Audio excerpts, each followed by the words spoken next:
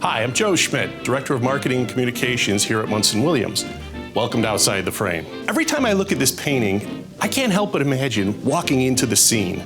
Of course, if I did, I'd more than likely be met with the greeting of, "Hello, sucker, leave your wallet on the bar." This is Texas Guinan and Her Gang by Reginald Marsh, 1931. Artist Reginald Marsh was born in Paris in 1898 to American parents who were both artists.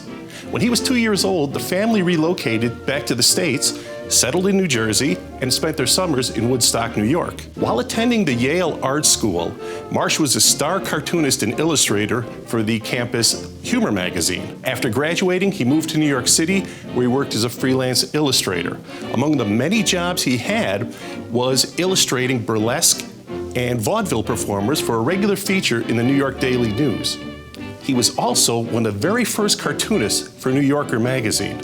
A casual interest in painting led him to take classes at the Art Student League of New York. Reginald Marsh loved New York City. But the New York that attracted Marsh was not the New York you would see in travel brochures. No, Marsh's interest was the hobos on the Bowery, crowds on city streets, Coney Island, and the burlesque stage. Burlesque gave us some great entertainers like Abbott and Costello, Jackie Gleason, Milton Berle, Phil Silvers.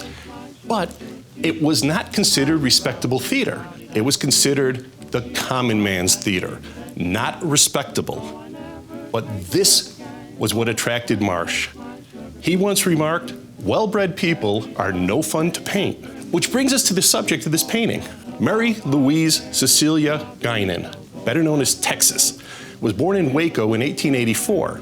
And after many years on the vaudeville and Broadway stages, she moved to Hollywood, where she became cinema's first female Western star. She was a gun-toting, bareback-riding cowgirl in 36 silent films.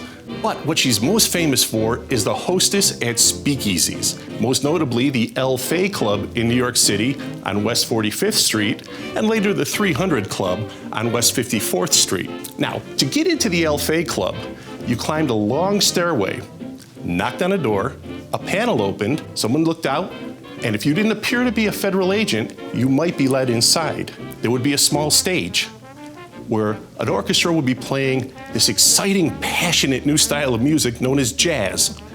There'd be a floor show with chorus girls and dancers, and it was there, Texas Guinan, queen of the speakeasies, with her larger-than-life personality and vicious rapier wit, held court. Let's take a closer look at this painting.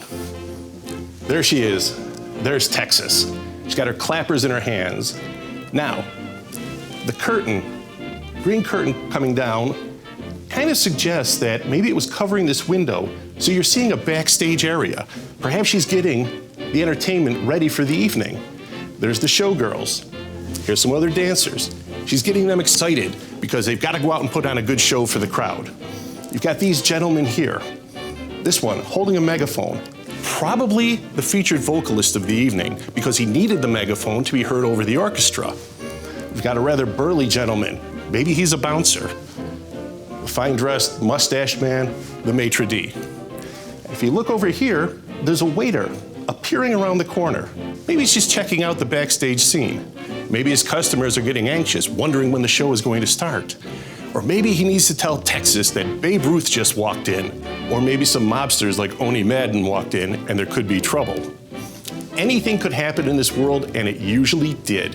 One time at the 300 Club, during a raid, Texas, thinking quickly, grabbed the Prince of Wales out of his seat and rushed him into the kitchen, put an apron on him, and had him start cooking eggs to appear as if he were an innocent employee, therefore avoiding arrest and, no doubt, international incident. Little more than a year after this painting, speakeasies became a thing of history, with the repeal of Prohibition on December 5th, 1933.